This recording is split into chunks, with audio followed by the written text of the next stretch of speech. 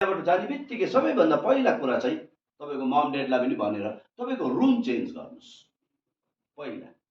किनभने अब तपाईँलाई त्यही रुम, त्यही भित्ता, त्यही फोटो, त्यही एस्ट्रे, त्यही बार्दली, त्यही चेयरले तपाईँलाई फेरि that reminds you all the time of your substance, अर्थात् तपाईँको चोइस अफ केमिकल।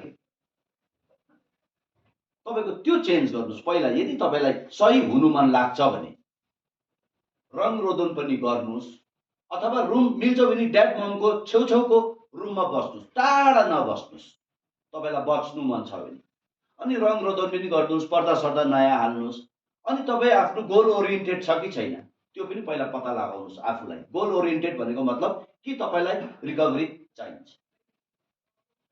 रिकभरी चाहिन्छ भने तपाईँले अब के गर्नु पर्यो त भन्दाखेरि सङ्गत पनि त्यही रिकभरिङवालै टाइपको गर्नु पर्यो कि हुन्छ नि। जस्तो कि डेकेर आउने हो कि, मिटिङ जाने हो कि, अथवा कम्युनिकेसनमा बस्ने हो कि, अथवा म त भन्छु 2 वर्षसम्म कम्तीमा पनि keep in touch, keep coming back भनेर त्यतिकै भनेको होइन नि। तपाईँ मिटिङ पनि जानुहुन्न, फेलोसिप पनि जोइन गर्नुहुन्न, डे केयर पनि गर्नुहुन्न, अनि लास्टमा आएर ब्लेम गरिदिनुहुन्छ उल्टा परिवारलाई। के भनिदिनुहुन्छ त, परिवारले मलाई चाहिँ नजा भने यस्तो यस्तो टाइपको। कि त्यो त तपाईँले बुझाउनु पर्यो नि त फ्यामिलीलाई।